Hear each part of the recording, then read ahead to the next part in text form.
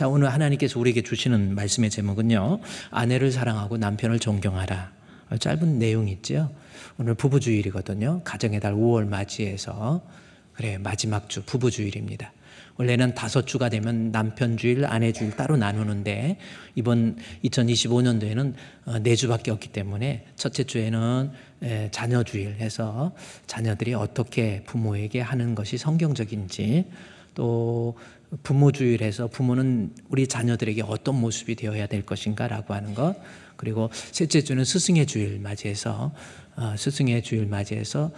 성도로서 목사님이 원하는 게 뭔가 이런 것들을 잘 파악하고 교회 다니면서 싸우지나 말고 혈기나 부리고 그러고 다니지 말고 목사님 목회에 좀 힘이 돼달라라고 하는 것까지 말씀드렸고요.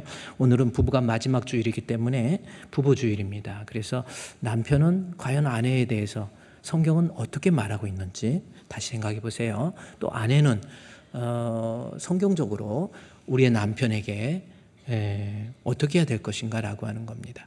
이것을 오늘 말씀을 통해 살펴보고 은혜를 나누고자 합니다. 그래서 5월 한 달 동안 행복한 가정을 위해서 하나님 말씀이 각각의 가정의 구성 요소에게 무엇을 요구하는지 그것을 찾아서 한번 말씀을 우리가 던져놓고 그 말씀 앞에 내 자신이 교정되면 아마 아들로서 또 부모로서 또 남편으로서 아내로서 아마 행복한 가정을 분명히 이룰 줄로 믿습니다. 여러분의 가정, 특별히 부부, 행복한 가정, 주의 간섭 속에서 그러한 가정의 행복이 깃들기를 주의 은혜로 축원드립니다. 오늘 본문 예배소서 6장에서 먼저 보면요, 이 예배소서의 구조적으로 바울이 기록한 이 예배소서지요. 예배소서를 구조적으로 좀 보면 6장에서 보세요. 여러분이 한번 예배소 전체 구조적으로 한번 봅시다. 예배소는 6장까지 기록되어 있는데 예배소 1장에서 3장까지는 믿으라 라고 하는 거고요. 4장에서 6장까지는 살으라, 그 내용이에요. 여러분이 읽어보면 알겠지만은 1장에서 3장까지는 믿으라, 그리고 4장에서 6장까지는 그렇게 믿는 사람으로서 살으라 라고 하는 것, 그렇게 큰 챕터 2가지로 나누어져 있어요. 그런데 삶의 방법에 있어서 여러 가지 이야기를 하면서 가정의 이야기를 합니다. 여기 6장 1절에서 자녀들아 해서 자녀들이 성경적으로 부모에게 어떻게 해야 될 것인가 라고 하는 것, 그래서 6장 1절부터 자녀들아 주 안에서 너희 부모에게 순종하라 해서 순종이라고 하는 것, 그리고 내 아버지 어머니에게 공경하라 라고 하는 것, 그래서 3절까지. 그래서 자녀들이 부모에게 해야 될 것이 6장 1절에서 3절까지. 그 다음에 4장에 가보면 이제 부모가, 아비들이 우리의 자녀에게 어떻게 할 것인가 라고 하는 것이 4절까지 4절 한 절로 기록되어 있어요. 이렇게 부모와 자녀의 관계, 자녀와 부모의 관계를 이야기하기 전에 가정의 이야기를 다루면서 먼저 다루는 것은 예배소서 5장 22절 말씀 한번 성경 보세요. 아내들이여 자기 남편에게 복종하라 해서 아내들은 자기 남편에게 복종이라고 하는 것, 25절에 남편들아 아내를 사랑하라라고 하는 것, 그러면서 계속 22절부터 33절까지 부부에 대한 이야기가 기록되어 있다라는 겁니다. 구조적으로 이 본문을 우리가 이해를 할 때 이 본문의 텍스트를 통해서 이 성경을 기록한 이 바울이 구조적인 내용을 보면 뭘 말하고 싶었냐면 부모와 자녀의 관계, 자녀와 부모의 관계보다 더 중요한 것, 그래서 앞으로 끌어온 거예요. 6장에 나와 있는 자녀와 부모의 관계, 부모와 자녀의 관계에 앞서서 5장 22절에 부부 관계를 먼저 앞으로 끌어왔다라는 거죠. 이것은 무슨 것을 역설적으로 이야기하는 거예요? 부모와 자식의 관계, 이거보다, 또 자식과 부모의 관계 이것보다 부부 관계가 더 중요하다라는 거죠. 가정에서 부부 관계에 문제가 있으면 절대로 부모와 자식의 관계도 제대로 되지 않고, 부부 관계가 문제가 있으면 우리의 자녀들에게도 악영향이 미친다라고 하는 겁니다. 그래서 가정의 이야기를 하면서 부부 관계 5장 22절부터 아내들이여 해서 이렇게 기록되어 있어요. 그리고 또 하나 이 구조적인 부분에서는 다른 어떤 관계보다 부부 관계를 앞으로 끌어왔다라고 하는 것도 있지만, 또 부부 관계를 이야기하면서 예배소 5장 22절부터 23, 24, 25, 26, 27, 28, 29, 30, 32, 33까지 무려 12절을 기록했어요. 그런데 6장 1절에 자녀들아 주 안에서 라고 하는 것은 1절부터 2절부터 3절까지 3절밖에 기록되지 않았어요. 또 4절에서는 아비들아 너희 자녀를 노엽게 하지 말라 해서 한 절로서 끝냅니다. 물론 절수가 많이 있어야 더 많이 강조하는 것은 아니지만 오늘 본문의 말씀을 보면은 무려 부부관계에 대해서 이 본문이 12절이나 기록한 것으로 봐서 그만큼 부부관계가 중요하다라는 거죠. 여러분 성경적으로 강조한 부부관계가 중요한 거예요. 부부가 서로 다투고 싸우면 여러분 부모에게 효도를 한다. 부모 입장에서는 니들 나한테 효도하려고 하지 말고 니들 부부부터 잘 살아. 아마 그게 엄마 아빠가 원하는 거 아니겠습니까? 그만큼 부부관계는 중요해요. 우리 자식들한테 훈계하면서 너 똑바로 해. 너 부모에게 효도해. 이러면서 부부가 싸우고 그러면서 그게 올바르게 먹힐 수가 없는 거예요. 그만큼 여러분 이 땅에 살면서 구성된 남자와 여자가 만나서 결혼해서 한 가정을 이루는 부부관계 그만큼 중요하다라는 거지요. 여러분의 가정 어떻습니까? 지금 부부관계 남편은 아내를 사랑하고 아내는 남편을 존경하고 있습니까? 한번 생각해 보세요. 남편들 아내 사랑합니까? 아니면 정신력으로 살고 있습니까? 지금 혹시 정신력으로 사는 분 손 한번 들어. 그거 별로 없죠? 그래요. 이만큼 남편은 아내를 사랑. 그래서 5장 22절부터 오늘 본문이 좀 긴 본문이지만 보세요 여러분. 에베소 5장 22절, 23절, 24절 쭉 나가요. 이 긴 본문의 내용을 다 설명할 수가 없고요. 결론적으로 이 본문의 긴 내용을 통해서 말하고자 하는 내용이 뭔가 봤더니 22절부터 쭉 내려가서 설명을 하다가 31절에서 보세요. 그러므로라는 말이 있죠. 그러므로라고 하는 것은 관계부사라고 그래요. 그래서 지금까지 남편은 아내 사랑하고 아내는 남편 괴롭게 하지 말고 존경하고 뭐 이런 내용을 쭉 설명하면서 31절에서 그러므로라고 해서 이게 요약이다라는 겁니다. 그래서 31절부터 33절까지 이 내용을 제대로 알면 앞에 나와 있는 5장 22절부터 앞에 나와 있는 30절까지 내용을 이해할 수 있다라는 거죠. 그러니까 시간도 없으니까 내가 부부가 하나님이 원하시는 계명이 뭔지, 내가 남편으로서 아내에게 어떻게 해야 되고 아내가 남편에게 어떻게 해야 될지라는 것을 이해하기 위해서 에베소 5장 31절부터 33절까지 요 말씀 속에서 12절을 요약해서 이 안에 다 들어 있습니다. 그러면 우리 남편으로서 또 아내로서 내가 어떤 모습으로 부부가 살아야 될 것인지 우리 성경에서 말하는 거 살펴보자는 거죠. 뭐 결론을 보면 뭡니까? 남편들은 각각 자기 아내를 사랑하기를 자신같이 하고 뭐 이거라는 거죠. 자신처럼 사랑하라라는 거. 이게 행복한 가정을 위한 성경에서 우리에게 제시해주고 있는 남편들에게 주신 하나님의 맨데이트라고 하는 겁니다. 남편은 아내 사랑하라는 거예요. 근데 여기서는 자신과 같이 나처럼 사랑하는 거예요. 이렇게 표현하고 있는데 앞에서 자신같이 사랑하라고 하는 것은 그리스도께서 교회를 사랑하듯 이렇게 표현하고 있거든요. 그리스도께서 교회를 사랑하시듯 남자들아 아내 사랑하라라는 겁니다. 그리스도께서 교회 사랑하는 것은 어떤 사랑인가요? 한번 생각해 보세요. 그리스도와 우리 예수님이 교회를 어떻게 사랑했어요? 교회는 성도를 얘기하는 겁니다. 그 성도 살리기 위해서 목숨 바치고 사랑한 거예요. 그러면 다시 에베소 5장 31절에서 33절까지 말씀, 남편들은 자기 아내를 어떻게 사랑해야 돼요? 죽도록 사랑하는 겁니다. 그렇게 요약할 수 있어요. 죽도록 사랑하는, 죽을 만큼 사랑하라는 겁니다. 정신력으로 사랑하는 게 아니고 죽을 만큼 사랑하라는. 그러면 뭐 사랑에 대해서 더 이상 이것만큼 극단적으로 표현한 게 어디 있겠어요? 죽을 만큼 사랑하라는 거죠. 우리 주풍교회 남편들 우리 아내 죽을 만큼 사랑하시기를 우리 주님의 이름으로 축원드립니다. 우리 부부가 혹시 같이 앉아 있으면 옆에 고백, 내가 당신 죽을 만큼 사랑할게. 한번 해보세요. 한번 빨리. 오늘 그래도 오늘 여기 특송하신 우리 김준수 집사님 찬양 연습 많이 하셨어요? 정말 고생 많이 하셨습니다. 찬양 어려운 곡을 우리 두 부부한테. 그래요. 우리 남편으로서 아내 연약한 육신도 있고 이런데 육신 지키기 위해서 그야말로. 그런데 이렇게 힘들게 이렇게 아내를 사랑하는데 힘들지는 않아요? 안 들어요? 죽을 만큼 사랑할 수 있어요? 네. 그래요. 그러면 옆에 계신 오늘 같이 앉아 있으니까 우리 화면도 한번 비춰주세요. 옆에 앉아 있으니까 우리 옆에 있는 아내한테 이름이 뭐죠? 아내 이름이? 승리야, 나 너 죽을 만큼 사랑할게. 빨리 하자.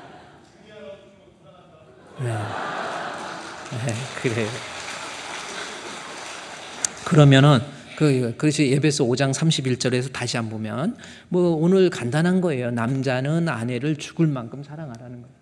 아내 사랑하기를 자신같이지만은 앞에 죽게 나오거든요. 그리스도께서 사랑하라는 겁니다. 그러면 아내는 자기 남편을 뭐라고 그래요? 존경한다라는 거죠. 여기는 어떻게 존경하라라고 하는 건 이제 성경을 찾아가야 돼요.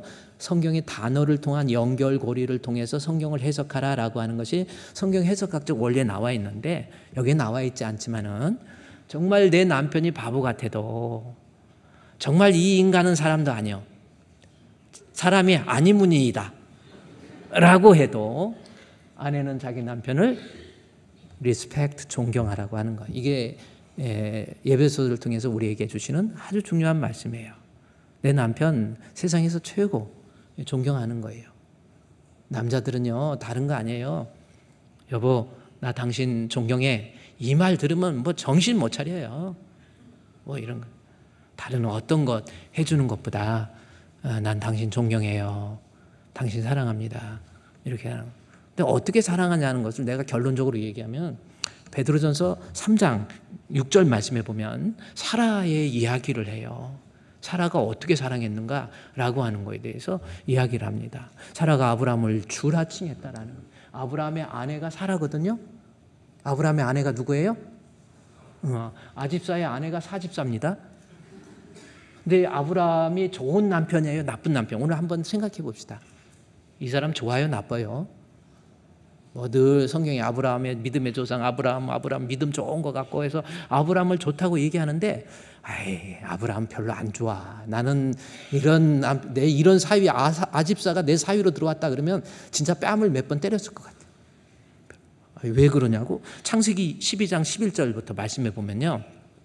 아브라함이 사라와 결혼해서 살다가 집안에 어려움이 있었어. 물질적으로 되게 어려워요. 그래서 가나안 땅에서는 도저히 살 수가 없어갖고 애굽에 나일강이 있잖아요. 그래서 강주 그쪽으로 가서 살아야 될 것 같아.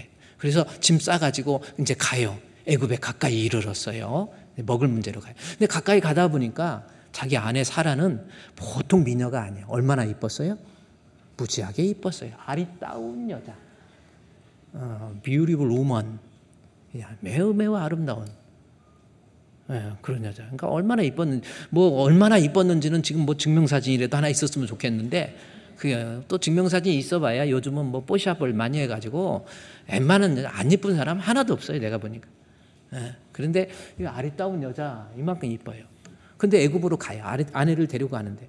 근데 가만히 머릿속에서 생각해 보니까 이때 당시는 힘이 power is justice라고 하는 로마의 원리처럼 힘 있으면 그것이 정의잖아요. 그래서 예쁜 사람 있으면 다 빼앗아 가는 거예요. 특히 애굽이라고 하는 낯선 곳에 가려고 그랬더니 은근히 아브라함 마음속에서 내 아내가 너무 이쁜데 너 이리 와봐. 너무 이뻐. 안 되겠다. 얼굴에다 흙도 좀 바르고 이래도 진짜 미인은 흙 바르든 뭘 바르든 그래도 그 미모는 살아나잖아요.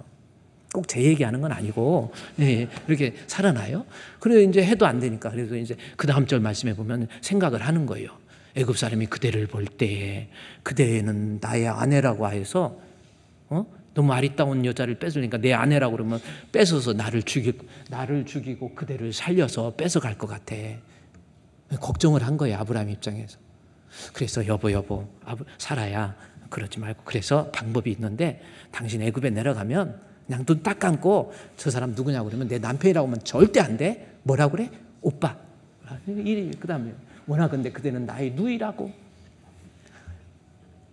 누이라고 해가지고 그러면 내가 그대로 말미암아 안전하고 내 목숨이 그대로 말미암아 보존된다고. 이게 사라야. 이게 아브라함이야. 아니 여러분 글에 나온 것 말고 여러분이 실제로 생각해 보세요. 내 남편이 어디 갔는데 하긴 여기는 별로 없겠네. 여긴 당신 너무 이뻐. 근데 내가 아무래도 당신 이쁘다고 뺏어갈 때 나 돈도 뺏기고 다 뺏길 것 같으니까 당신 내 아내라고 그러지 마. 그리고 그 사람이 시키는 대로 다 해. 이렇게 하는 남편이야. 아브라함이에요. 그래야 나중에 실제로 이제 그렇게 합니다. 그래가지고 아브라함이 그 다음 절부터 보면 재밌어요. 그 창세기 여기 거기 본문에서 이야기를 하면서 그 다음 절 말씀해 보면 뭐라고 그래요? 창세기 아브라함이 뭐라고 하냐면 창세기 12장 11절부터 쭉 내려가서 애굽에 내려갈 때 그의 심히 아름다움을 보았고 애굽의 바로 왕, 그다음에 그때 애굽의 왕의 이름을 파라오라고 그러거든요. 그 다음 절 뭐예요? 파라오가 너무 예쁘니까 어떻게 됐는가 물어봐요. 앞에서 칭찬함으로 그 여인을 바로의 궁으로 끌어와요. 그냥 이 바로 왕이 바로 궁으로 끌고 와버려. 너무 이쁘니까 남자들 정신 못 차리고 그냥 그래서 바로 왕인지 모르겠어요. 바로 끌고 가버렸어요. 끌고 가고 미안하니까 그다음에 이끌어 드렸잖아요. 이에 바로가 그로 말미암아 아브라함을 후대. 이놈이 아브라함 이 아집사가 이랬어. 아내 때문에 가서 받아 처먹고 있는잖아. 후대해가지고 아브라함이 양도 많아지고 소도 많아지고 노비도 암소도 나귀와 낙타까지 얻어버렸어. 이게 무슨 돈이요? 무슨 돈이요? 좀 알고 좀 합시다. 지금 빨리빨리. 아내 팔아먹은 돈이야 저게. 이게 얼마나 나쁜 놈이야. 이건 포주도 아니고 이거 뭐야 이거. 어떻게 아내를 저렇게 할 수 있습니까? 그래가지고 이제 넘어가요. 그 다음 절만 쭉 넘어가는 17절, 18절 같은 거, 19절. 아버님 어찌하여 나중에 이제 아내로 취했어요. 바로 왕이 바로 취했어요. 그래가지고 자다가 보니까 막 이때는 하나님께서 직접 계시하고 연락하시잖아요. 막 꿈에 나타나고 너 왜 남의 아내를?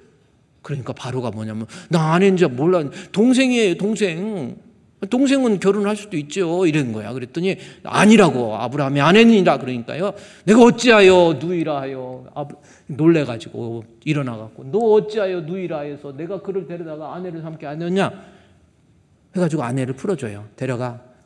풀어줘요. 그래서 아브라함은 돈, 은, 금, 뭐 낙타 다 얻었지요. 근데 그 다음 그 절 지우지 마세요. 그 다음에 아브라함의 아내 사라가 어떻게 됐어요? 아내를 삼게 하였느냐. 현재 과거 완료를 써버렸어요. 이미 순결 넘어갔어. 히브리어 시제를 정확히 보면요, 그냥 이렇게 아내를 삼았다가 갑자기 나타난 게 아니에요. 이미 아내가 다 순결도 빼앗겼어. 그러니 아브라함은요 돈 벌어 아내 팔아서 아내 순결 뺏겼죠. 여자 입장에서 얼마나 이 모욕감을 느낄 수 있겠습니까? 그게 아브라함과 사라의 관계예요. 억울한 거 없겠습니까? 괴로운 거 없었겠습니까? 진짜 이건 남편이 아니고 뭐예요? 로또 안 맞아.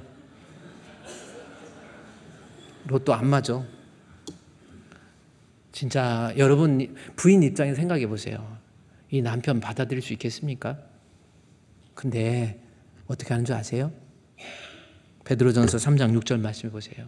아브라함이 그 아내를 향해서 사라가 남편을 향해서 아브라함을 추라칭하여 순종한 것 같이 이것이 하나님의 선이라고 하는 거예요. 그러니까 남편에게 아내는 내 남편이 좀 바보 같아. 아유 그것도 돈이냐?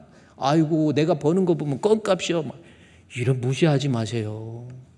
그냥 내 남편 아니야. 좀 부족해도 바보 같아도 아무리 부족해도 아브라함만큼은 아니잖아. 아브라함보다 더 나쁘다는 사람 손 한번 대. 내 남편 아브라함보다 더 그렇다 별로 없죠. 그러니까 성경적으로 에베소 5장 31절 31절부터 한 절 쭉 보니까 남편은 아내 어떻게 해요? 보세요. 이것이 오늘 말씀 다 한 거예요. 성경적으로 부부가 이루는 데서 너희 각각 자기 아내 사랑하고 죽도록 사랑하고 아내는 자기 남편을 좀 바보 같아도 존경하고 복종하고 순종하고 존경한다 복종한다 그렇잖아요. 예. 순종하고 복종은 나중에 에베소에 순종 복종 나오거든요. 순종과 복종의 차이는 또 뭘까? 존경 순종 복종인데 순종은 뭐예요? 순종과 복종의 차이가 뭐예요? 시셔가 차이예요? 순종과 복종의 차이가 뭐가? 순종은 뭐가 순종인가요? 한번 이게 약간의 차이가 있지 않습니까? 순종은 행위의 문제이고 복종은 태도의 문제예요. 저는 그렇게 정의하고 싶습니다. 순종과 복종의 차이. 순종은 행위의 문제이고 복종은 태도의 문제. 그래요. 이것이 밖으로 표출되는 것. 내 마음의 중심에서 내 모습의 순종의 태도가 존경으로 나오는 거예요. 리스펙트, 존경으로 나오는 거예요. 우리의 아내들 예배소 오늘 가정의 날 5월이잖아요. 다시 예배소 5장 33절 우리 아내들 남편이 좀 바보 같아도 꼭 순종할 수 있는 우리 복종하고 존경할 수 있는 순종과 복종을 또 얘기하니까 막 남편 또 바보 같은 남편은 또 내 말 똑똑히 들어. 오늘 목사님 설교 못 들었어? 순종 안 했잖아. 순종이 그 뜻 아니라니까요. 제가 얘기했잖아. 순종과 사랑은 순종하고 사랑한다는 것은 죄가 들어오기 이전에 창조 질서 속에서 이해되어져야 될 단어입니다.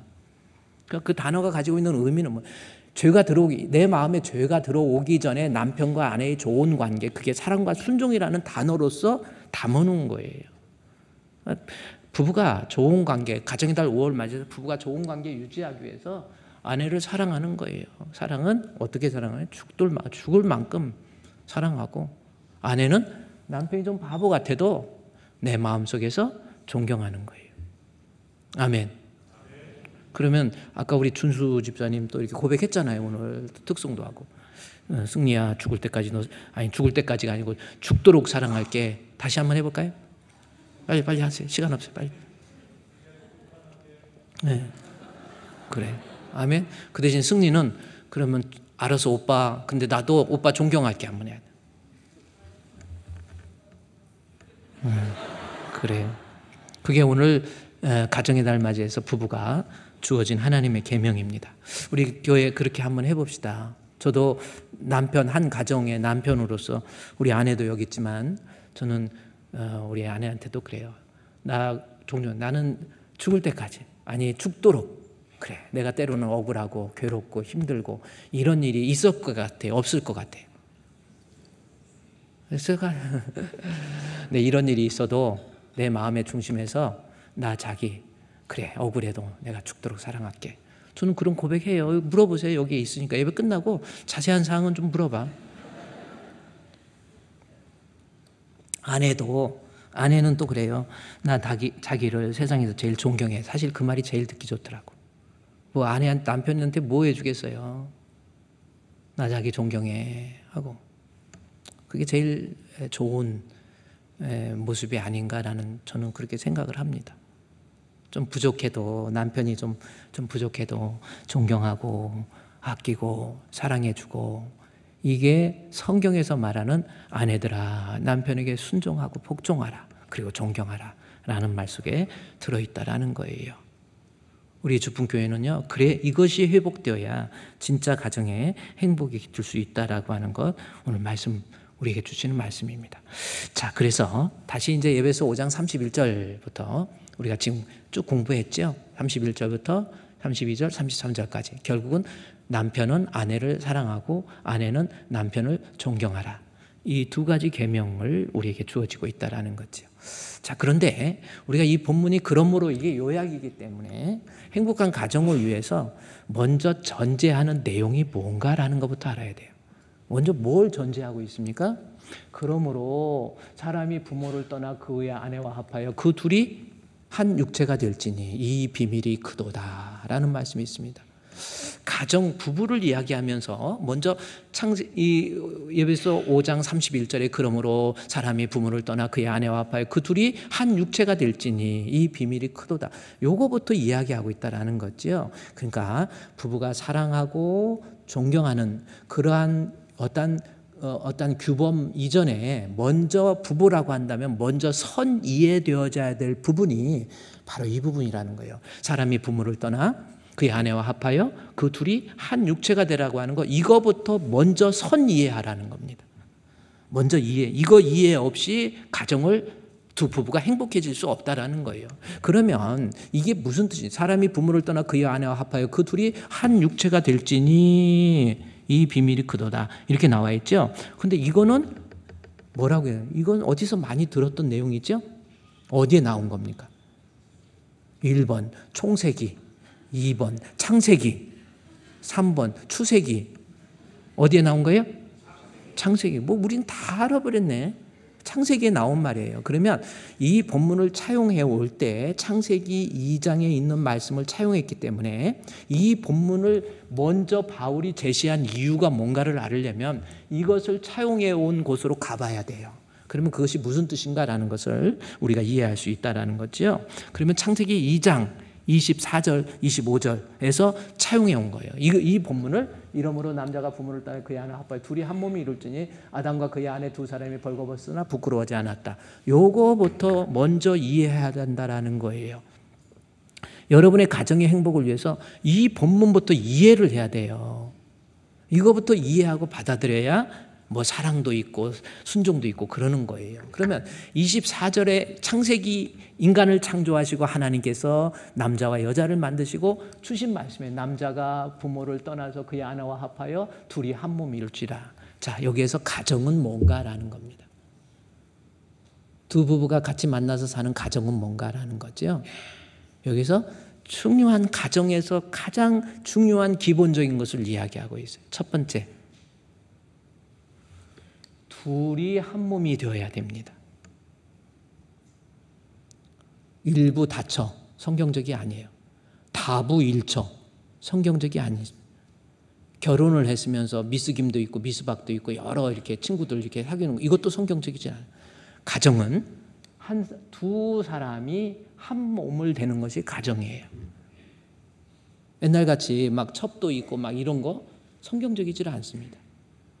가정은 두 사람이 하나 되는 것이 가정입니다. 또 하나, 이것을 24절에서 그래서 우리 가정에 두 사람이 하나라고 하는 것, 그것을 인정을 하시고요. 또 하나 뭘 인정하고 있습니까? 남자가 아내, 부모를 떠나 그의 아내라고 하는데 남자라는 단어가 히브리어로 여러분 이거 읽지, 이쉬라는 겁니다. 이쉬, 이게 남자 혹은 사람이라는 단어의 뜻이에요. 히브리어로 이쉬 그러면 남자 혹은 사람. 그래서 오늘 예배소에서 사람이 부모를 떠나 이렇게 나온 것도 남자, 남자라는 얘기입니다. 이쉬. 여자는 뭐예요? 이샤, 이게 여자 혹은 아내로 번역된 겁니다. 그러면 창세기 2장 24절 말씀 다시 볼까요? 이러므로 남자가 그 부모를 떠나 그랬죠. 남자가 부모를 떠나, 남자가 부모 이샤 뭐라고 그랬어요? 여자. 그러니까 남자가 여자를 만나서 한 몸 이루는 것이 가정이에요. 결혼을 했는데 동성애, 대단히 성경적이질 않습니다. 우리요 정말 나라를 위해서도 기도 많이 해야 돼. 지금 뭐가 있는 줄 아십니까? 차별금지법. 정말 악법이에요. 우리가 장애우를 차별한다든지 남자가 여자를 차별한다든지 이런 건 나쁜 거예요. 절대로 차별해서는 안 해요. 하나님 앞에 모든 것이 다 평등한 겁니다. 그런데 이 차별금지법이라고 하는 미명하에 그 안에 들어있는 동성애, 제가 지난번에 얘기했죠. 동성애가 이건 그냥 다른 그 사람의 취향이니까 소수이지만 차별하지 마라. 이게 동성애 인정법이라는 거예요. Everyone has own taste. 그들이 하는 말이잖아요. Everyone has own taste. 모든 사람에게 개인적 취향이 있는, 성적 취향이 있는 거라서 남자가 남자를 좋아하고 여자가 여자를 좋아하는 이 동성애. 그러므로 그들의 취향으로 인정하고 우리 차별금지법을 철폐하자. 차별금지법을 만들자. 이렇게 나온 거예요. 아시아에서 대한민국이 제1등으로 법안을 발의해서 1등으로 통과시키자. 이게 동성애 통과법. 정말 조심해야 됩니다. 정말 기도 많이 해야 되고. 이건 있을 수, 이건 정치적인 문제가 아니에요. 이거는 하나님의 창조 질서에 정면으로 부인하는 거예요. 미국의 샌프란시스코 같은 데 가면 동성애를 아주 대놓고 또 이렇게 하고, 네덜란드 같은 경우는 막 동성애를 아주 뭐 하죠. 동사무소에 가서 바로 신고만 하면 남자끼리 결혼할 수 있고 여자끼리 결혼할 수 있어요. 이거 얼마나 무서운 겁니까? 아니 여러분 그게 안 무서우면, 우리 아들이 이렇게 장성해서 잘 컸는데 어느 날 엄마 나 결혼할 거예요. 데려왔는데 남자를 데려왔어. 안 무서워요? 괜찮네. 그 둘이 한번 이럴 거예요? 아니 우리 딸 잘 키웠는데 딸이 결혼한다고 딸을 데려왔어. 여자를 데려왔어. 그러니까 며느리가 있는데 며느리가 남자이고 사위가 딸이고 여자이고 하나님의 창조 질서 속에서 대단히 디스오더한 겁니다. 있을 수 없는 일이에요. 제가 아까도 했지만 전 정치적인 이슈를 가지고 여러분께 난 말하는 거 그렇게 원하지도 않아요. 정교 분리의 원칙에 의해서 정치는 정치고 목사는 하나님 말씀을 가지고 예언자적 자질을 가지고 선포하고 기도하고 뭐 이런 거죠. 근데 동성애는 절대로 인정할 수 없는, 성경적으로 창세기 2장 24절 말씀에 동성애 이렇게 나옵니다. 그래서 부부가 이러므로 남자가 여자, 아내랑 이샤라는 것이 여자다. 남자는 여자를 만나서 둘이 하나 되는 거. 이게 가정. 그래서 24절의 짧은 구절 속에서 동성애 있을 수 없다. 또 하나는 일부 다처 일처 다부 있을 수 없다. 이겁니다. 이게 가정을 구성하는 데 있어서 가장 중요한 첫 번째 하나의 one principle이라고 해서 하나의 원리예요. 이 원리를 절대로 거부하면 안 된다라는 거예요. 절대로 행복해질 수 없다라는 거예요. 실제적으로 동성애에서 아가도 있잖아요. 뭐 인공 수정해가지고 아가 뭐 어디서 낳고 뭐 이렇게 하는데 만약에 전부 다 동성애자면 어떻게 됩니까? 인류가 멸망하는 거예요. 이건 있을 수 없는 겁니다. 자, 또 창세기 2장 24절 25절. 근데 24절 이렇게 이야기하고 25절을 아담과 그의 아내 두 사람이 벌거벗었으나 부끄러워하지 않는다. 아까 이쉬, 아담, 사람, 남자 같은 단어예요. 지금도 똑같은 단어를 쓰고 아담, 이쉬, 그의 아내 이샤 두 사람이 만나서 이것도 무슨 뜻이에요? 벌거벗었으나 부끄러워하지 않았다. 이게 무슨 뜻일까? 우리 가정을 이해하는데 아주 중요한 거거든요. 두 사람이 벌거벗었어. 근데 부끄러워하지 않았다라는 이게 무슨 뜻이에요? 네? 죄를 몰랐다. 벌거벗었는데 죄가 몰랐다. 좀 뭐 벌거벗었는데 죄를 네. 이게 조금 이해가 안 가죠? 이거 결론적으로 보면요. 구약 성경에서 사용되는 갈라라고 하는 이 벌거벗었다라는 뜻은 내가 옷을 벗었다라는 그러한 의미보다 그런 의미도 있어요. 옷을 벗었다라는 의미보다도 더 중요한 것이 하나 있습니다. 뭡니까? 남자, 여자, 부부가 나오면 거의 90% 이상 갈라라고 하는 히브리어는 부부관계를 얘기하는 거예요. 예를 들어서 벌거벗었다라고 하는 것, 창세기 9장에서 사용되고 있거든요. 이 본문에서 여러분이 한번 창세기 9장의 말씀에 9장 20절에서 22절까지 자, 요거 보면 됩니다. 여기 벌거벗었다라는 말이 나오죠. 노아가 홍수에서 나오고 난 다음에 포도주 마셔버렸어. 그러니까 하나님의 심판은 결국은 물의 심판은 아니다 이거예요. 그래서 하나님의 심판이 이거 안 되겠다 해가지고 농 나와가지고 포도주 마셔버렸어. 마신 것까지는 좋아요. 그러면 목사님 술 먹어도 안수집사, 담배 피워도 안수집사 될 수 있나요? 아니 그거하고 틀려. 그건 아니요. 내가 술 먹고 담배 피우고 막 그러는데 다른 성도들이 그걸 보고 뭘 느꼈겠어요? 목사님 이건 아니지. 그래서 바울은 뭐라고 하냐면은 내가 먹는 문제로 인해서 다른 성도를 실족해 하면 이것은 나는 평생 죽을 때까지 고기를 먹지 않겠다. 이런 말 하잖아요. 아니 떳떳하게 막 자기 전도회들끼리 모여가지고 길거리에서 막 이러고 다니는 거예요. 다른 사람들이 깜짝 놀래버리는데 쓰러진다니까요. 영적으로 실족해버려. 그러니까 실족의 문제거든요. 이런 문제는. 그런데 어쨌든 노아는 술을 먹고 어떻게 했어요? 벌거벗어버렸네? 그러면 이거를 어떻게 해석을 하냐면 어떤 사람은 술주정도 가지가지요. 그래. 술 먹고 어떤 사람은 계속 떠드는 거야. 나 그냥 이러고 떠드는 사람도 있고 술 먹고 그냥 술을 먹으면 운전대 안 잡아야 되는데 운전대 잡고 경찰이 뭐라고 부르라고 그러면 불어보죠. 더더더더더 불어야 되는데 빠로 이러기도 하고 뭐 그래요. 하여튼 술 먹고 이게 술주정입니까? 벌거벗었다는 게 아까 얘기했듯이 부부관계예요. 노아가 술 먹고 어쨌든 부부관계입니다. 중요한 건 뭐예요? 둘째 아들 함이 이걸 보고 밖으로 나가서 그의 두 형제에게 알렸다라는 말씀이 있습니다. 그러니까 우리말로 해석할 때 벌거벗은 거 보고 아버지 벌거벗은 거 두 아들들은 뒤로 뒷걸음질해 갖고 하체를 가렸는데 이 함이라는 녀석은 그걸 보고 그냥 가서 자랑스럽게 내가 봤다. 그러므로 함이 저주를 받았다. 이렇게 얘기하는데 아닙니다. 여기서 함이 그의 아버지의 하체라고 나와 있죠. 이것이 레위기에서는 아버지의 하체가 어머니예요. 어머니. 성경에 레위기에 그대로 나와 있어요. 자기 아버지의 하체. 여러분 창세기 레위기에서 한번 아까 제가 9절 창세기 출애굽기 레위기에서 이거 보세요. 각 사람은 자기의 살부지를 가까이하여 그의 하체를 범하지 말라. 뭐냐면 동성 동본 뭐 이런 거 있잖아요. 옛날처럼. 그리고 이게 친척 간에 이런 것을 범하지 마. 나는 여호와니라라는 거죠. 그래 이런 거 원래 이제 가까운 몇 종까지 이런 겁니다. 근데 그 다음에 보세요. 내 어머니의 하체 나오죠. 곧 내 아버지의 하체. 아버지의 하체는 어머니의 하체예요. 너는 범하지 말라. 그는 내 어머니인즉 너는 그의 하체를 범하지 말라.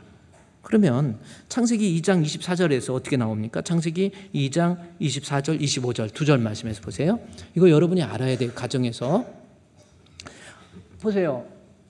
노아가 농사에서 술을 먹고 왔는데 가나안의 아버지 하면 그의 아버지 하체를 보고 그랬어요. 보고 하체를 보는데 이 하체는 결국은 이 함이 아버지의 그냥 벗은 하체를 본 것이 아니고 어머니를 범한 거예요.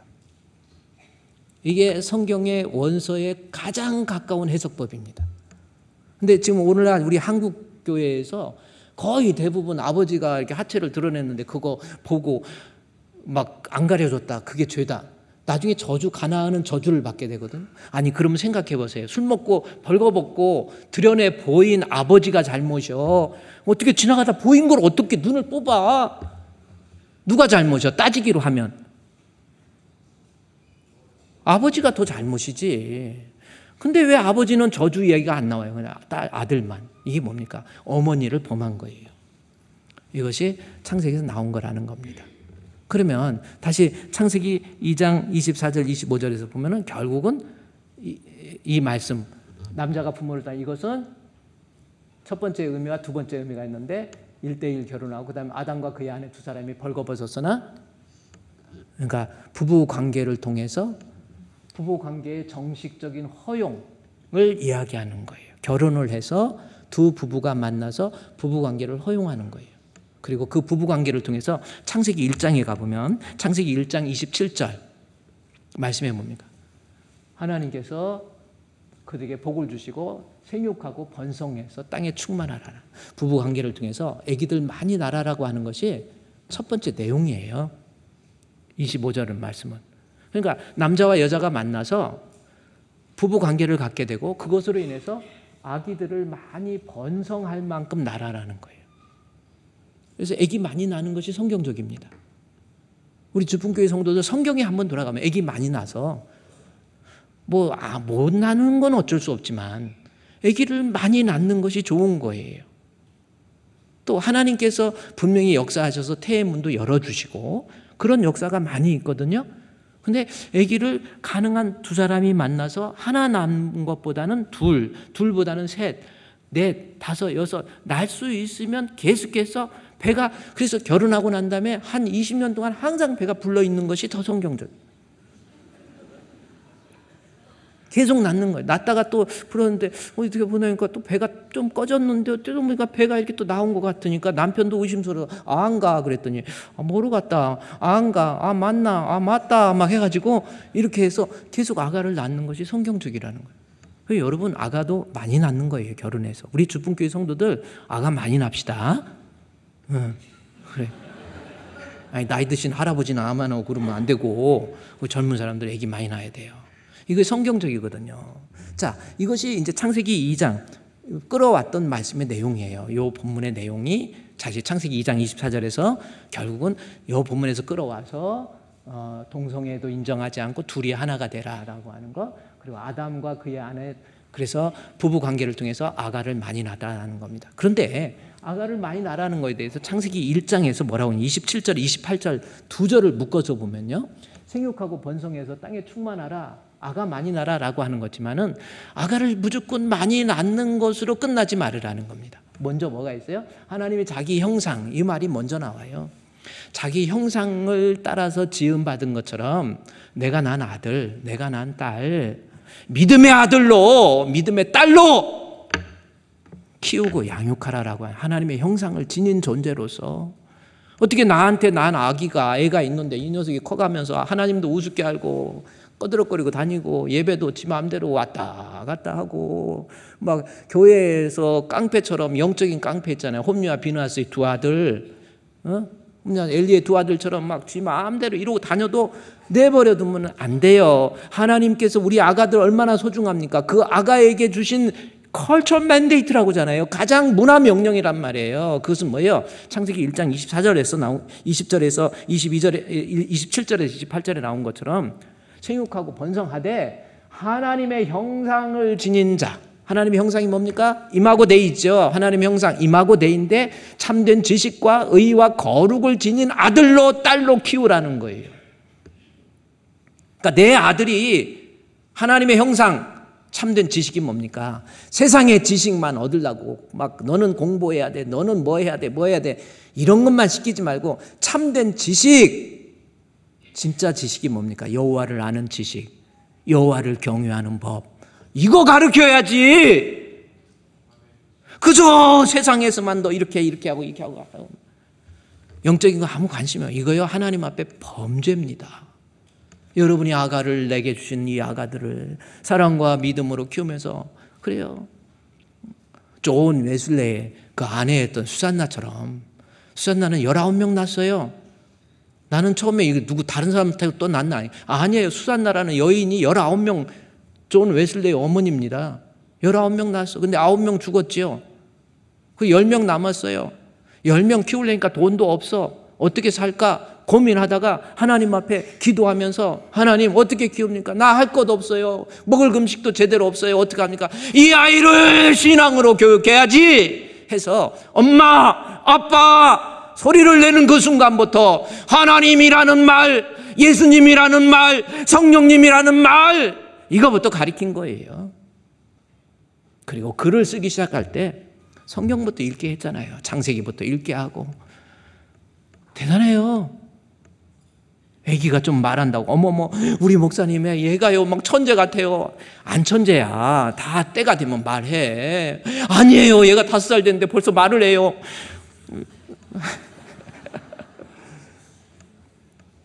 말할 때부터 하나님 가르치세요. 예수님 가르치시고요. 주기도문 가르치고 글을 읽을 때 성경 읽게 해야지. 그저 세상으로 가르쳐버려. 나중에 여호와를 경외하는 것이 지혜의 근본이거든요. 근본을 몰라버리면 세상을 우습게 알아요.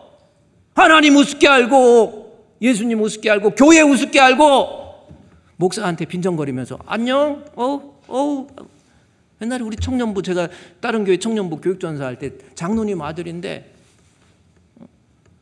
뭐 이름이 또 막 아버지한테 막 아버지가 장로님인데 아버지 이름이 인터넷에 나오면 안 되는데 막 이가 갈린다고 그러면서 목사님 안녕?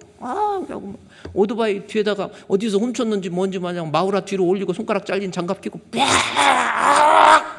목사님 안녕! 하고 막 참 그게 뭐예요? 도대체 뭘 교육했습니까? 아가한테 애들한테 가정을 생각하면서 부부 생각하면서 우리 아이는 신앙의 아들 믿음의 하나님 형상 지닌 자로서 마음속에서 하나님 경외할 줄 아는 믿음의 아들로 키워야죠. 지금까지 뭐 했어요? 이것이 성경이 우리에게 주시는 두 부부를 얘기하면서 자녀들을 이렇게 양육하라 라고 하는 것, 다스리라 이렇게 얘기한 거예요. 다시 에베소 2장 이제 또 가서 봅시다. 뭐가 있습니까? 그러므로 사람이 부모를 떠나 그 아내와 합하여 5장 31절 요거는 창세기에 가서 일부 일처제로서 남편은 아내를 사랑하고 일부 일처제로서 그 다음에 또 생육하고 번성이라는 거 요까지 요 본문을 통해서 이야기한 거예요. 이것이 가정 부부를 위한 가장 기본적인 거고요. 그 다음에 그러나 너희가 각각 자기 아내 사랑하기를 요 본문 얘기했죠? 남편은 이제는 어떻게 돼요? 행복한 가정을 위해서 이 가정 1절에 31절의 토대 위에 남편은 아내를 사랑하고 아내는 남편을 존경하는 것. 이 사랑과 존경의 원리가 개입이 되어야 되는 거예요. 그러면 한번 봅시다. 여기까지. 그러나 너희도 각각 자기 아내 사랑하기를 자기같이 하라고 그랬죠. 아내 사랑 어떻게 사랑해요? 자기같이. 여기 앞에 가면 22절부터 5장 22절에 나와 있어요. 아내들이여 자기 남편에게 복종하기를 주께 하듯 하라. 그랬죠? 자기 남편에게 복종하기를 주께 해. 거기 주라는 말이 나와. 23절에 남편이 아내의 머리가 됨이니 그리스도께서 교회의 머리 된 것 같이 그가 바로 몸의 구주 주 나오죠. 그래서 24절에 그러므로 교회가 그리스도에게 가듯 아내들도 범사에 자기 남편에게 복종하라. 그 복종이 33절에 가서는 존경으로 바뀌고 있다는 거죠. 그러니까 남편을 주로 존경하고, 그래서 아까 베드로전서 3장 6절에서 사라처럼 내 남편 존경할 수 없어도 끝까지 존경하는 거예요. 사랑할 수 없어도 끝까지 사랑하는 거예요. 아멘. 좀 바보 같아도 아니에요. 내 남편이 세상에서 최고예요. 그런 마음 가지고 여보 사랑합니다. 존경합니다. 고맙습니다. 이게 남편의 머리예요. 근데 막 남편한테 대들고 DRD가 뭐예요? 들이대. 한 명은 봐야 하고 막 이러면 되겠어요? 여기 그럴 때 여기 남편이 아내의 머리라고 그랬죠? 남편도 문제예요. 남편이 아내가 자꾸 일저질르고 다니잖아요. 남편으로서 혼내줘야 돼요. 그거는 정신 차리게 만들어야 됩니다. 그런 거 아닙니까? 남편이 아내의 머리잖아요. 그게 남편이 아내를 사랑하는 그러한 모습이고, 또 그렇게 이야기할 때 아내는 내가 잘못해 자존심이고 뭐도 정말 억울해도 내려놓는 거예요. 이게 남편으로서 아내를 사랑하는, 아내로서 남편을 존경하는 그런 모습이 될 수 있다는 거죠. 또 남편도 마찬가지예요. 남편 입장에서는 어떻게 하라고 했어요? 25절부터 남편들아 하면서 나와 있거든요. 남편들아 자기 아내 사랑하기를 그리스도께서 교회를 사랑하시고 그 교회를 위해 자신을 주심같이. 그래서 남편은 아내를 사랑하는 겁니다.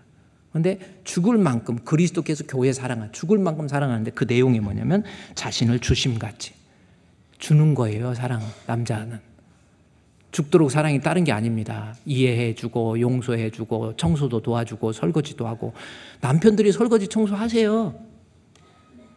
제가 하지만 집안에 청소 같은 거 할 때, 걸레질 할 때 여자가 닦으면요 바닥을 딱 손으로 이렇게 보면 뭔가 뭐지 까칠까칠해. 남자가요 청소할 때 그냥 위통 벗어놓고 걸레 빨아서 쫙쫙 밀면요 바닥이 일주일 가. 고실고실.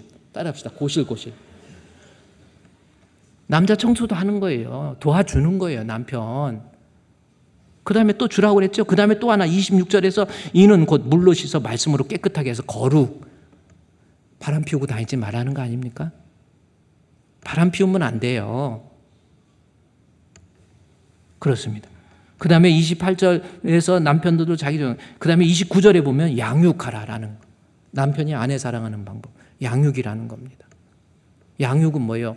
양육과 보호라고 하는 말이죠. 남자들은 아내를 죽도록 사랑하는 거예요. 양육하고 보호하는 거예요. 정신적으로도 좀 편하게 좀 해주세요. 남편이 막 해갖고 겁줘가지고 여자 꼼짝 못하게 만들고 이겼다! 아니야, 진 거야. 그냥 정신적으로도 좀 편안하게. 어쩌다가 회사를 가야 되는데 아내가 밤에 잠 못 자서 아침에 안 일어났다. 그러면 밥 먹지 말고 그냥 가세요. 정 먹으려고 그러면 뒤꿈치 들고, 우리 군대에서 배운 게 다른 거 아니에요. 정숙보행이 있어. 정숙보행 천천히 아내 깰까 봐 천천히 발 뒤꿈치로부터 천천히 가갖고 물만 싹 마시고 조용히 물 떨어지는 소리가 또 있거든. 그것도 안 떨어지게 옆으로 비켜갖고 쉬 해가지고 물만 마시고 슬쩍 나가세요. 왜 밥 안 차려줘? 그러지 마. 당신 아내야. 좀 보호해줘. 정신적으로도 육체적으로도 마찬가지예요. 육체적으로 여자는 연약한 육체, 어디 여자한테 손찌검합니까? 우리 교회는 그런 사람 없지요? 자기 아내 구박하고 정신적으로 힘들게 하고 막 무섭게 만들고 그러지 마세요. 남편만 생각하면 마음이 편해져야지. 남편만 생각, 와서, 네 아빠 와서. 아, 이렇게 만들지 마. 그 성경적이 아니요. 그냥 편안하게 그저 자든지 말든지 옷을 빨든지 말든지 그냥 대부분 썩지 않겠지. 그리고 설거지 하거나 말거나 그냥 썩지 않겠지. 따라합시다. 썩지 않겠지. 그냥 정신적으로 편하게, 또 육신적으로도 어디 아픈 거 있으면요 돌봐줘야 돼. 할 수 없어. 어디 아픈가 있는가 잘 살펴보세요. 기도하면서 아내 건강 챙겨놓어요. 저희 아내가 중성지방 트리글리세라이드라고 하는 거, 중성지방이 좀 높게 나와가지고 이게 약을 먹어도 안 떨어져. 그래서 중성지방이 높으면은 혈액이 탁해서 나중에 문제가 생기거든요. 그래, 남편으로서 어떻게 합니까? 그때부터 계속 기도, 하나님 중성지방. 그러니까 저변에 있는 사람은 저 중성 저게 뭐야 그럴 거야. 그래도 중성지방 기도하고 하면 하나님께서 분명히 이 방법 저 방법을 통해서 또 어떻게 어떻게 해서 하여튼 이 방법 저 방법을 통해서 지금 지난 2개월 전에 저희 아내 중성지방 수치가 900몇 나온다니까요. 아무것도 모르니까 아무것도 아니죠. 엄청 높은 거예요. 근데 지난번에 한 2개월 전인가 검사했더니 185인가 정상. 그리고 우리 아내가 갔다 와서 이거 보세요. LDL, HDL이 있는데 HDL이 이렇게 아무리 운동 줘도 이렇게 안 올라갔어요. 이렇게 이건 정말 대단하십니다, 사모님. 대단하세요. 막 그래갖고 와갖고 오빠 나 살았어 그러더라고. 그래서 그거 누구 덕이요? 그러니까 여러분도 여러분의 아내 어디 아프다고 그러면 머리 아프면 그냥 가만히 있지 말고 그냥 늠름하고 그냥 있지 말고 왜 이렇게 아픈 것이 내 부인이다냐. 안 아팠으면 좋겠는데 죽으려면 빨리 죽었는데 이미 나이도 죽을 나이 넘어가. 이러지 말고 도와주는 거예요. 도와주고 어떻게든지 아니야 당신 살아야 돼. 내가 먼저 죽을게. 아니야 당신 먼저 죽어. 아니야 내가 먼저 그러다가 그래 네가 먼저 죽어 그러지 마시고 하여튼 보호해주고 양육해주고 라고 하는 겁니다. 사랑과 순종이에요. 그런데 하나만. 그런데 이게 안 되죠. 목사님 설교 들으니까 이제 알겠어요. 내가 남편 존경할 수 없어도 존경할게요. 아내는 내가 사랑할 수 없어도 나 정말 사랑하면서 희생적으로 내가 그렇게 해볼게요. 근데 안 돼요. 되는 방법이 있습니다. 성경이 우리에게 제시해주고 있어요. 오늘 예배소 5장 22절 앞에 예배소 5장 18절부터 강조하는 말이 하나 있어요. 뭡니까? 술 취하지 말라고. 이는 방탕한 것이니 오직 성령 충만하면 아내를 사랑할 수 없는 사람도 사랑할 수 있는 어빌리티가 생긴다라는 거예요. 이게 본문에서 원리예요. 사랑할 수 있는 원리, 이게 생기는 거예요. 성령 충만하면. 막 분노하고 혈기 부리고 이런 사람도 성령 충만하면. 여자들도 센 사람이 있잖아요. 여자들, 여러분 남편들 아내 사랑하고 괴롭게 하지만 괴롭게 가면요 승질나게 하지 말라는 거예요. 남편들 정말 그것도요, 아내 조심해야 돼요. 아내가 화나면 무섭습니다. 보통 무서운 게 아니에요. 여러분, 지난번에 우리 여기 광명경찰서 우리 서장님이랑 과장님이랑 같이 모여서 우리 경목들하고 얘기하다가 어떤 얘기가 나왔어요. 통계가 나왔는데 살인사건, 사람이 사람을 죽였어. 근데 살인사건의 통계를 보니까 살인사건 남자가 사람을 많이 죽였을까요? 여자가 사람 많이 죽였을까요? 네? 사람을 죽이는데 남자가 많아요? 여자가 많아요? 아유, 이해가 안 가면 교도소 가면 남자가 많아? 여자가 많아? 도둑놈은 남자가 많아? 여자가 많아? 남자가 많아. 살인이 여자의 5배예요. 사람이 사람을 죽였는데 남자가 사람을 죽인 숫자가 5배, 여자는 5분의 1이에요. 사람을 죽이니까 여자가 사람을 덜 죽였어. 그런데 무서운 것은 덜 죽였는데 거기까지는 참 좋지요. 잘한 거야. 근데 여자가 죽인 사람들의 내용을 봤어요. 남편이 죽인 사람은 각양각색 저도 죽이고 쟤도 죽이고 막 안 가리고 죽였어. 근데 여자가 죽인 사람의 69%가 남편을 죽인 거야. 그러니까 남자들 조심해야 돼. 여자 잘못 건드렸다가 죽을지도 몰라. 항상 목숨 조심하고 잘 때도 여보, 내가 혹시 섭섭한 거 있으면 이해해. 나 이러면 안 돼. 그러면서 이 여자가 남편을 그렇게 많이 죽였어요. 그렇게 죽일 수밖에 없는. 그러니까 여자도 성질이 좀 그런 사람도 있잖아요. 내가 이렇게 목회하면서 보면은 교회에서 공동체가 모여 있으면서 뭐 같이 모여서 할 말도 있죠. 이런 말도 하고 저런 말도 할 수 있어요. 그렇죠? 진짜 나쁜 건 뭡니까? 모여서 이야기할 때 소리 지르는 거. 이거 아주 나쁜 거예요. 그거는 목사님한테 불려가가지고 혼나야 될 일입니다. 아무리 오라도 목소리 높이면 안 돼요. 교회이기 때문에. 어디서 교회 앞에서 지 맘대로 소리를 막 지릅니까? 이거 대단히 잘못한 거거든요. 그거 아닙니까? 우리 교회는 안 그러지만 뭐 이렇게 또 강조하는 거 보면 그럴 수도 있다라는 뜻도 될 수 있겠죠. 소리 지르는 게 나쁜 거예요. 근데 막 여자가 소리 질러. 남편의 마음속에서 이런 여자 도저히 나는 안 살고 싶어. 집에서 툭하면 남편 괴롭히고 힘들어. 그래서 이 강요사 한번 잠깐 복화술이라는 거 아세요? 복화술. 한 사람이 동시에 다른 말을 해요. 입술도 그대로 안 움직이면서 말을 한 사람이 하는 거예요. 인형이 말하는 것 같은데 그거 한번 봅시다. 아내분은 어떤 분이세요? 저 한 사람이 말하는 거예요. 저 사람 입 보세요. 말 안 하잖아요. 그럼. 저 사람이 하는 거예요. 하나는 맞아야 될 거 아니야. 안 맞아. 한마디 하면 백마디 하고, 도끼 눈을 뜨고 댄디는 여자 무서워 죽겠어. 아침마다 화장실에서 문 열고 똥 싸는 여자 더러워 죽겠어. 웃지 마세요. 내 속을 알아. 칭찬을 내줘야 돼. 우리 남자들 나누라한테 100가지 잘해줘도 한 가지는 걸리면 끝나는 게 남자들이야. 고래도 칭찬을 하면 춤을 춘다는데. 네, 됐습니다. 거기까지. 막 또 욕도 하고 그러는데 여러분 저거 한 사람이 말하는 거야. 옆에 있는 사람이 말을. 근데 입술도 하나도 안 움직여요. 근데 그게 복화술이라고 하는. 우리나라에서 최고 유명한 사람이죠. 복화술.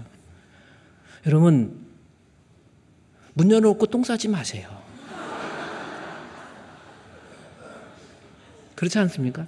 아내는 아내로서 어느 정도 좀 해야지. 세수도 좀 하고. 그런데도 아내를 사랑하라고 그랬으니 그게 쉬운 게 아니잖아요. 사랑할 수 있는 방법? 성령의 충만함이에요. 제가 한 권의 책 하나만, 여러분 결혼을 말하다 티모시 켈러가 쓴 책입니다. 결혼이라고 하는 것이 뭔가라는 거예요. 아주 잘, 그의 아내 캐시 켈러하고 같이 쓴 책의 내용이에요.